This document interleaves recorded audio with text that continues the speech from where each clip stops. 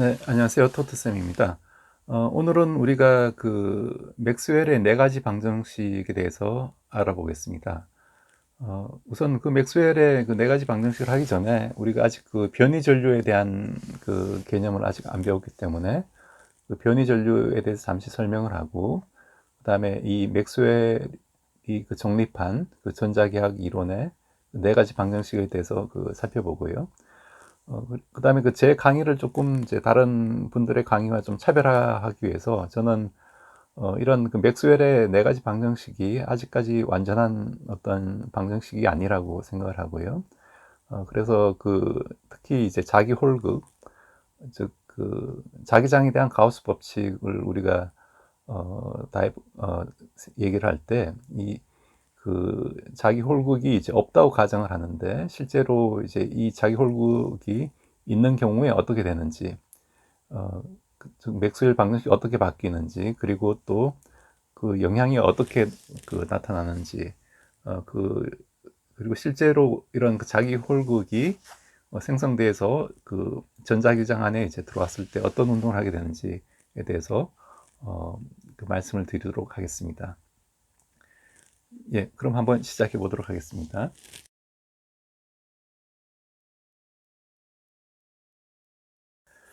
네, 그럼 우선 그 변이 전류부터 이제 살펴보도록 하겠습니다. 변이 전류는 그 영어로 이제 displacement current라고 하는데요.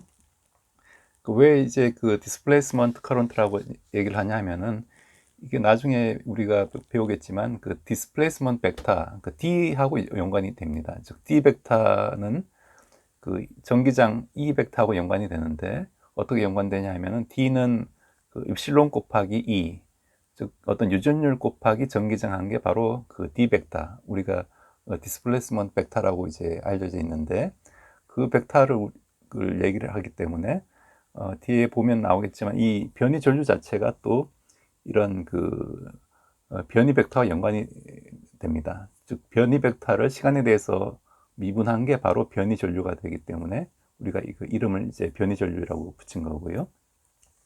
자, 그러면 이제 구체적으로 이런 그 변이 전류가 뭔지 한번 살펴보면요. 이걸 설명하기 위한 여러 가지 방법이 있는데, 가장 그 대표적인 건 이제 축전기에서 이제 축전기가 이런 충전되는 그런 상황을 우리가 한번 생각을 해보겠습니다.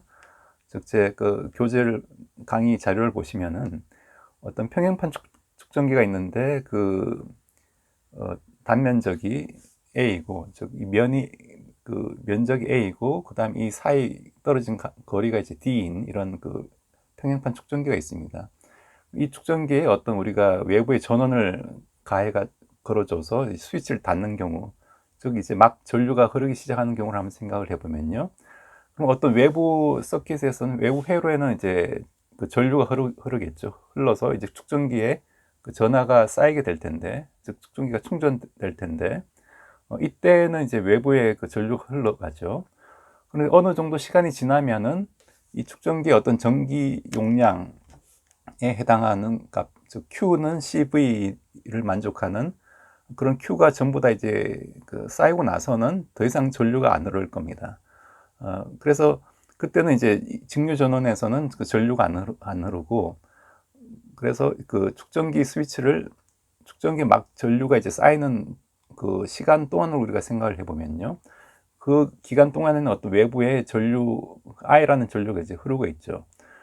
그런데 이제 축전기 내부에서는 어떤 그 전류의 흐름이 없죠. 왜냐하면 이건 이제 어떤 진공이나 아니면 어떤 유전율이 있는 어떤 물질로 채워져 있고, 단지 그 전기장의 변화만 있을 뿐이지 실제로 축전기 내부에서 어떤 흐르는 전류는 없습니다.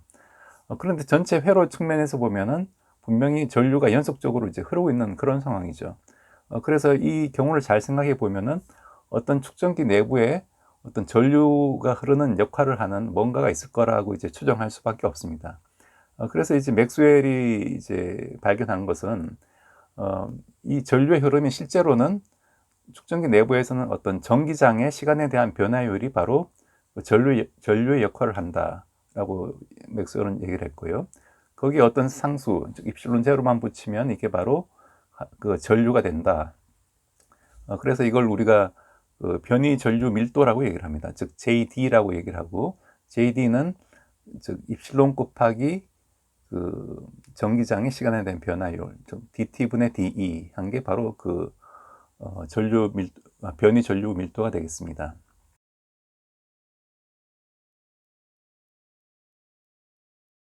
네, 그래서 이런 그 변이 전류 밀도의 어떤 그 측정기의 단면적을 곱하면은 바로 그게 변이 전류가 되겠죠.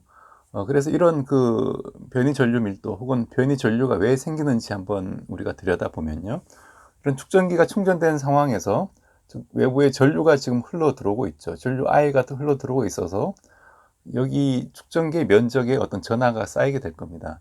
그럼 이 축전기에 우리가 그 쌓여 있는 그 면전하 밀도를 우리가 시그마라고 하면은, 즉 시그마 곱하기 A 하면은 이 그 축전기 면에 있는 전하 Q가 될 겁니다. 그러면 그 전류는 뭘로 쓸 수 있냐면은, 전류는 그 시간당 그 전하의 변화율이죠. 즉 dt분의 dq가 전류가 되는데, 이 경우에는 dt분의 그 dq 대신에 이제 q가 이제 시그마 곱하기 a가 되니까, 즉 a는 이제 면적이 밖으로 상수니까 밖으로 나가고, 즉 a 곱하기 dt분의 d 시그마가 바로 그 전류가 되는 거죠. 네, 이런 그 평행판 측정기에서 그 시그마와 그 전기장이 어떤 관계가 있냐면은, 시그마는 입실론 제로 곱하기 2 이런 관계가 있습니다. 즉 전기장이 그 입실론 제로분의 시그마를 주어진다는 거고, 이건 우리가 그 가우스면을 그 생각했을 때 그 가우스 법칙으로부터 우리가 정확하게 유도할 수 있습니다. 요건 제가 요 강의 자료에 그 남겨져 있으니까 여러분들이 한번 보시고 판단하시면 되고요. 만약 이런 그 무한히 그 인피니트 플레인, 무한한 어떤 평면 위에서 그 전기장을 구하면은, 이 전기장은 그 이 입실론 제로분의 시그마가 됩니다. 왜냐하면은 그 전기장이 이제 이쪽 방향으로 나갈 수도 있고 반대편 방향으로 나갈 수도 있겠죠. 그래서 전기장이 두 방향으로 나가기 때문에 이런 경우에는 이 입실론 제로분의 시그마가 되고, 근데 이런 평행판 축전기가 두 개가 나란히 붙어 있는 경우, 이건 한쪽에 이제 플러스 전하가 대전돼 있고 한쪽은 마이너스 전하가 대전돼 있고, 양 축전기 밖에는 이제 전기장이 없는 경우죠. 이 경우에는 이제 그 시그마하고 그 전기장의 관계가 시그마가 그 입실론 제로 곱하기 2, 즉 이렇게 주어집니다. 즉 전기장이 아까의 2배가 되는 거죠. 아까는 2 입실론 제로분의 시그마가 되는데, 이번에는 그 입실론 제로분의 시그마가 돼서 전기장이 2배가 되는 그런 상황이고요. 즉 그 dt분의 d 시그마 한 게 바로 입실론 제로 dt분의 de를 한 거와 같게 되는 그런 상황이 되겠습니다. 그렇기 때문에 여기서 우리가 그 변이 전류 밀도 JD는 구하면 이건 dt분의 d 시그마가 되겠죠. 근데 이 값이 바로 입실론 제로 dt분의 de 이런 형태로 이제 쓸 수가 있습니다. 그래서 우리가 그 변이 전류 밀도가 그 전기장의 시간에 대한 변화율에다가 앞에 그 유전율을 이제 곱해주면은 된다. 그렇게 이제 여러분들 기억하시면 되고요.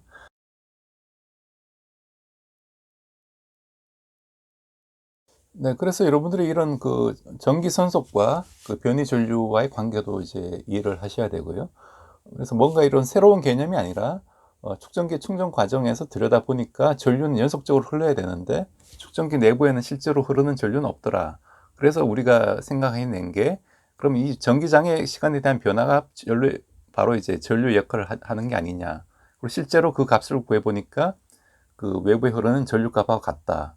그렇게 해서 이제 이런 그 변이 전류 이론이 이제 정립이 된 거고요. 그래서 여러분들이 그 요 배경을 한번 그 기억을 해 두시면 되겠습니다.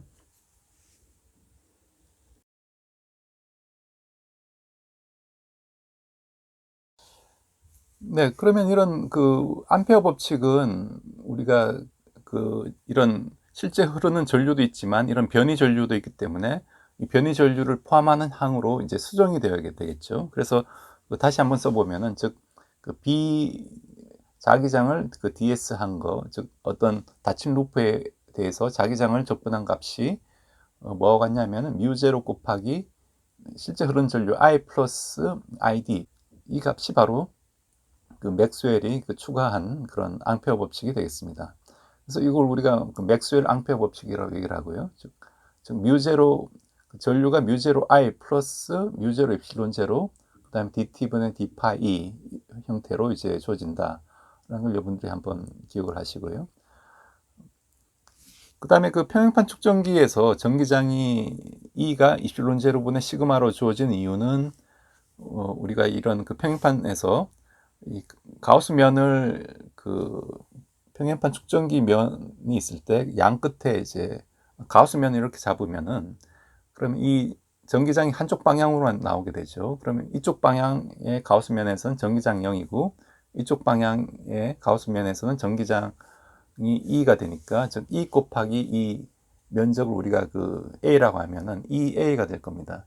근데 이 값이 뭐하고 같냐면은 이 그 가우스면 내부에 있는 그 전하량하고 같겠죠. 그 전하량을 입실론 제로로 나눠준 값이기 때문에, 즉 이 값이 입실론 제로분의 시그마 곱하기 A하고 같습니다. 이 관계에서 우리가 그 E가 그 입실론 제로분의 시그마로 주어짐을 알 수가 있고요. 그래서 여러분들이 이제 이런 그 맥스웰 앙페어 법칙에서 그 변이 전류를 꼭 이제 포함을 시켜야 된다라는 걸 한번 기억을 해두시면 되고, 그럼 이런 변이 전류는 꼭 축전기가 있는 그런 상황에서만 성립되는 경우냐? 그게 아니라 일반적으로 그 전기장이 시간에 대해서 변하고 있으면은 이건 그 변이 전류가 생기고 있다라고 여러분들이 받아들이시면 되겠습니다.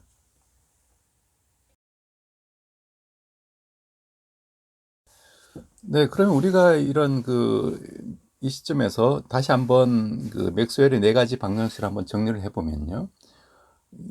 이 맥스웰의 네 가지 방정식은 그 전자기 현상, 즉 전기와 자기 현상을 이제 통합하는 어떤 자연계의 기본적인 그런 법칙이 될 거고, 그래서 일단은 우리가 그 자하, 마그네틱 그 모노폴이 없는 경우를 한번 생각을 해보겠습니다. 그러면 그때 전기장에 대한 가우스 법칙은, 즉 E를 전기장을 그 면에 닫힌 룹 면에 대해서 그 면적분을 한 게 바로 입실론 제로분의 Q하고 같다라는 게 되고요.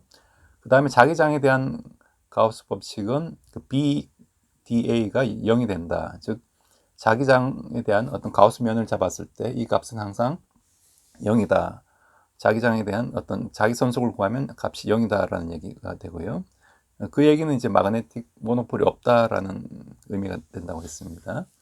그 다음에 그 전기장에 대한 페러데이 법칙, 즉 EDS를 이제 선적분한 게 바로 마이너스 DT분의 D파이 B, 즉 자기선속의 시간에 대한 변화율과 같다라는 게 이제 페러데이 법칙이라고 얘기를 했고요.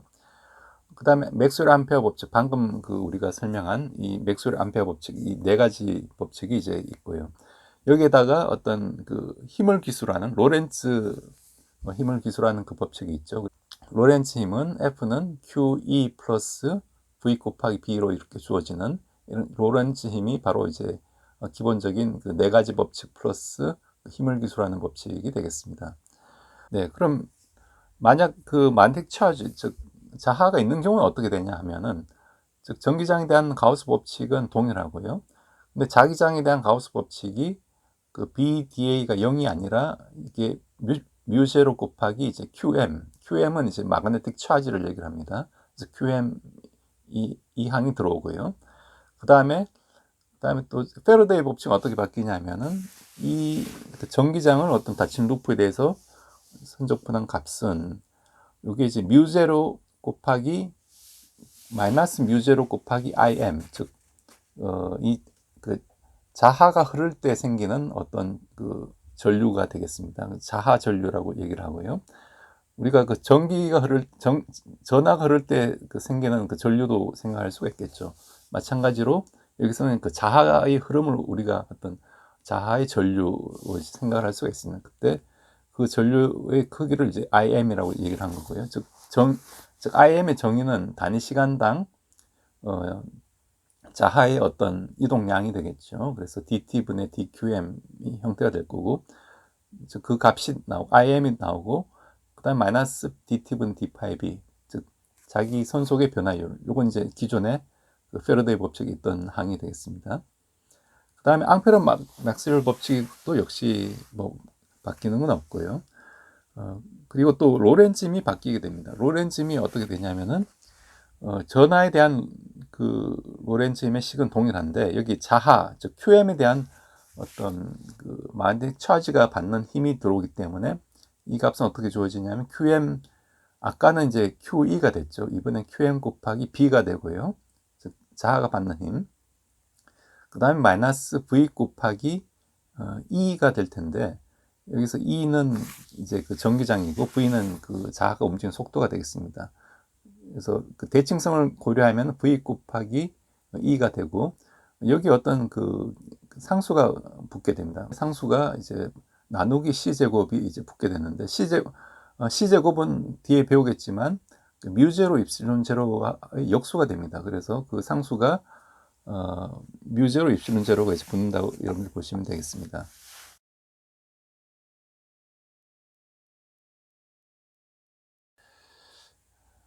네, 그래서 이 맥스웰의 이 대칭성이 있는, 즉 마그네틱 차지가 있는 경우에 어떤 맥스웰의 방정식을 들여다보면은 굉장히 어떤 그 오묘한 그런 느낌이 드는데 우리가 그 전기장에 대한 즉 패러데이 법칙을 보시면은 그 전류의 어떤 마이너스 성분이 있죠. 마이너스 성분의 그 전류에 이제 의해서 그 전기장이 생긴다라는 얘기인데 이건 이제 근데 그 맥스웰 암페어 법칙에서는 이 전류가 이제 플러스 전류가 됩니다. 이 마이너스와 이제 플러스의 의미가 사실 중요한데 이 마이너스 의미를 그 렌즈의 법칙으로 했었죠. 패러데이 법칙을 할 때.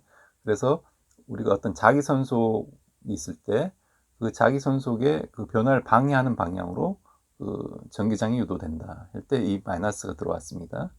그런데 그 맥스웰 암페어 법칙에서는 이 전기선속은 어떻게 돼요? 전기선속의 변화를 방해하는 방향이 아니죠. 그 어떤 증폭하는 방향으로 자기장이 생긴다라는 거고, 그 얘기는 우리가 그 자기장과 전기장이 서로 이렇게 나중에 보면 이제 오실레이션 하면서 이렇게 그 전자기파가 만들어지는데 그 만들어진 원리도 한쪽은 그 어떤 에너지를 증폭하는 역할을 하고 한쪽은 에너지를 이제 그 억누르는 그런 역할을 해서 그게 하나의 조화를 이루어가면서 이제 그 파동이 진행하는 그런 원리가 되겠습니다. 만약 둘 다 이 값이 플러스였다면은 이 전자기파는 그 계속 에너지가 커져가지고 이 더 이상 이제 존재할 수 없는 즉 그 모든 에너지를 이제 흡수해버리는 그런 상황이 되어버릴 텐데 한쪽 부호가 이제 마이너스가 되면서 어떤 그 밸런스가 생기는 그런 그 방정식이 될 거고요. 그래서 여러분들은 그 나름대로 의미도 한번 음미를 하면서 이 식을 한번 들여다 보셨으면 좋을 것 같습니다.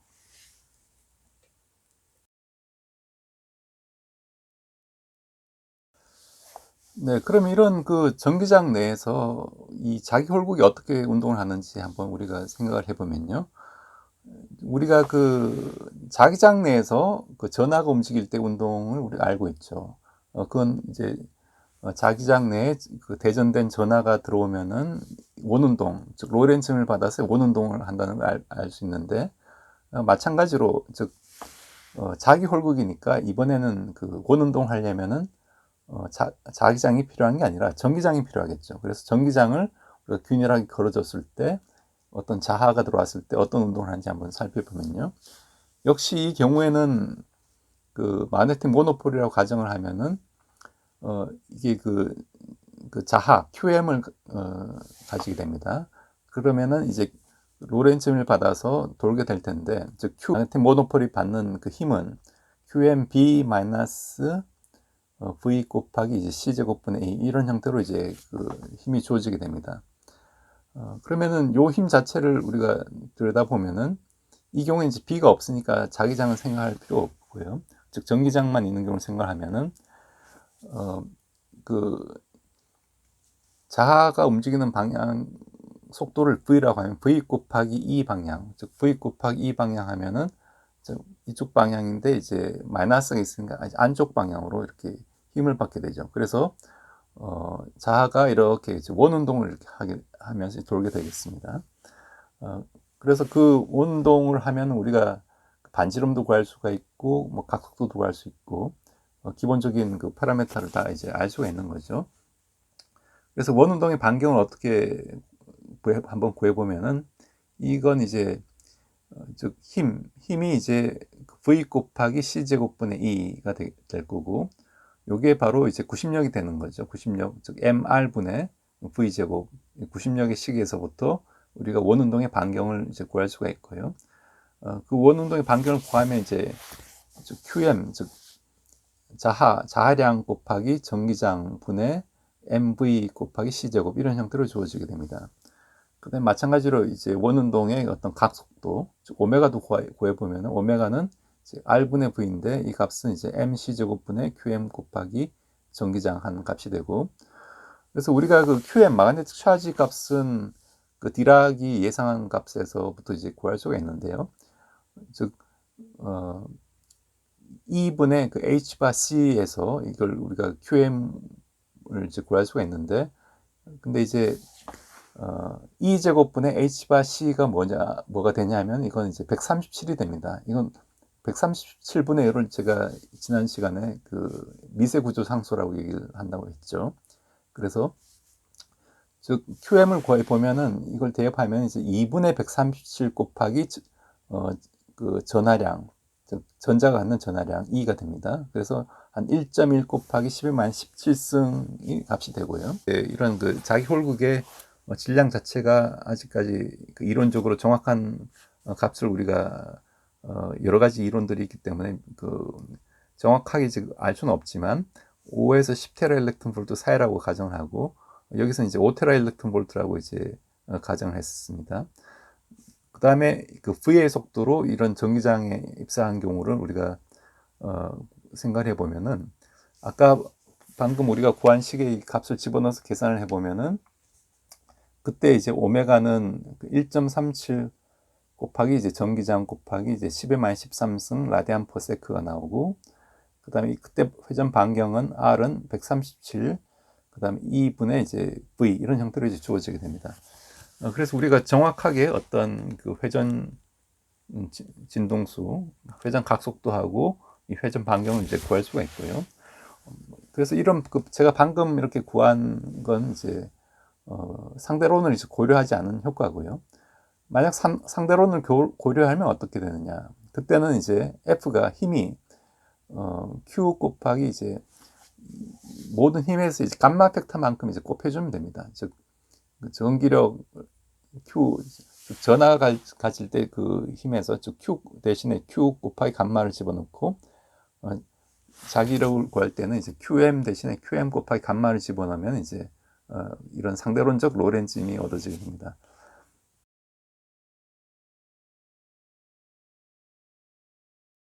네, 여기서 그 감마라는 건 뭐냐면은, 그 감마는 이제 루트 1 빼기 C분의 V의 제곱분의 1 이렇게 주어지고요. 이 값이 상대론에서 나온 어떤 감마 팩터라고 얘기를 하는데, 즉 그 속도, 움직이는 속도가 0일 때는 이 감마 값이 이제 1이 되죠. 1이 되고, 움직이는 속도가 점점 빨라져서 이게 광속에 가까워지면, 즉 V가 C와 같아지면은, 그 식을 들여다 보면은 이제 그 V가 C가 같아지면 이제 분모가 이제 0이 돼 버려 가지고 무한대가 됩니다. 즉 감마는 속도가 이제 증가할 때만 하면 점점 이제 커지는 그런 양인데, 빛의 속도와 가까워지면은 이 감마가 무한대가 돼 버리는 그런 어떤 그 파라미터고요. 그래서 상대론을 얘기할 때 우리가 이런 그 감마 팩터가 굉장히 중요합니다. 그래서 질량도 상대론적 질량을 따지면은 이제 감마 곱하기 m이 되고, 여러분들이 이제 그 상대론을 그 생각하실 때 기억해야 될 두 가지가 있습니다. 그게 뭐냐 하면은 시간 팽창하고 길이 수축인데, 즉 어떤 그 광속에 가깝게 어떤 속도로 이제 이동하는 사람은 자신의 시간이 이제 늦게 간다는 거죠. 얼마만큼 늦게 가느냐, 이제 감마 팩터만큼 이제 늦어진다. 즉 1보다 큰 값이기 때문에 어떤 자기가 가지는 시간량을 양에다가 이제 감마를 곱해주면 되는 거고요. 그 다음에 길이 수축, 자신의 외부에서 본 어떤 그 움직이는 물체의 길이는 감마 팩터만큼 이제 줄어드는 그 효과가 생깁니다. 그래서 감마로 이제 길이를 나눠주는 그때 나오는 이제 그 변수가 파라미터가 바로 이제 감마가 되겠습니다. 그래서 여러분들 일단은 이 감마 벡터를 이제 곱해줘야 된다는 정도만 이제 이해를 하시고 자세한 내용은 제가 나중에 다시 상대론을 하면서 한번 말씀을 드리도록 하겠습니다. 그래서 즉 오메가를 보시면은 10의 마이너스 13성 라디안 퍼 세크니까 굉장히 이제 느리게 이렇게 움직이는 그런 회전하는 그런 경우가 되고, 그래서 이런 그 회전 반경이나 이런 회전 각속도도 우리가 전기장의 세기로 충분히 이제 잘 조절할 수가 있는 그런 상황이 되겠습니다.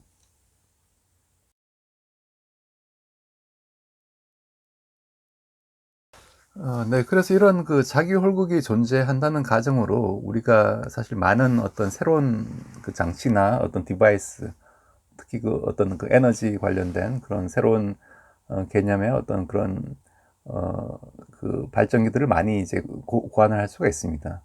그래서 이렇게 그 마그네틱 모노폴을 어떤 그 전기장을 걸어서 이제 트랩을 시키면은 여기에 어떤 양성자를 이제 부딪히게 한다든지 해서 스캐터링을 일으키면은 이 양성자가 사실 어 훨씬 그 쉽게 이제 붕괴가 될 수 있기 때문에, 물론 그런 스캐터링 확률하고 그리고 또 이런 그 얼마나 이걸 또 정확하게 그 연료를 집어넣느냐, 그리고 그 반응을 효율적으로 제어할 수 있는 어떤 메커니즘에 관한 어떤 연구가 필요하지만 충분히 이제 그 상용화 가능할 만한 그런 수준의 그 마그네틱 모노폴이 존재한다면은 충분히 이제 상용화 가능할 만한 그런 그 디바이스가 될 수가 있다고 보고요. 그래서 이런 연구들도 미리 이렇게 우리가 선제적으로 준비하는 그런 게 이제 필요하지 않나, 그런 생각을 좀 하고 있습니다.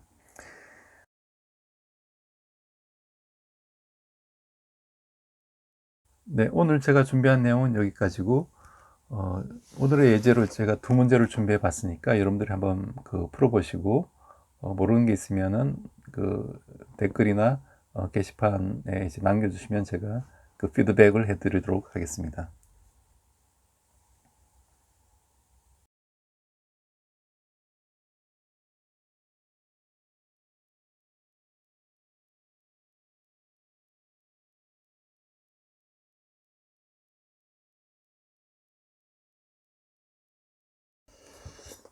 네, 오늘의 그 클로징 멘트는 그 혼다 스위치로, 그 혼다 자동차의 그 창업자가 한 말인데요. 그분이 어떤 말을 했냐면은, 나의 현재를 성공이라고 한다면은 나의 과거는 전부 실패로서 토대를 쌓아온 셈이다. 모든 일은 실패 연속이다라고 얘기를 하셨습니다. 뭐 저도 물론 뭐 실패를 많이 해봤지만, 이런 그 실패를 하고도 다시 그 일어날 수 있는 그런 용기가 사실 진짜 그 성공인과 또 실패인을 구분짓는 가장 큰 그 차이점이 아닌가 그렇게 생각을 하고 있고요. 그래서 우리가 뭐 실패를 실패로 받아들이지 않는 이상 그건 실패한 게 아니다, 뭐 그런 얘기도 있죠. 그래서 여러분들도 그 현재 자리에서 비록 내가 그 성공하지 못했더라도 이 실패를 기반으로 해서 더 큰 성공과 더 큰 성취를 이제 이룰 수 있다는 그런 확신과 믿음을 가지고 계속 나가신다면은 이제 분명히 더 나은 결과가 있으리라고 저도 생각하고 있습니다.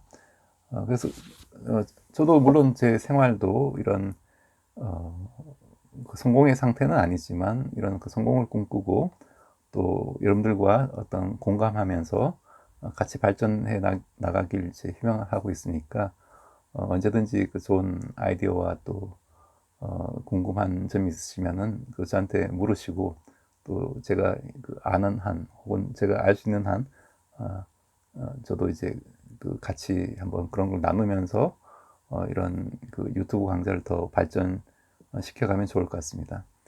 예, 이상으로 시청해 주셔서 감사드리고 더 나은 영상으로 찾아뵙도록 하겠습니다. 네, 감사합니다.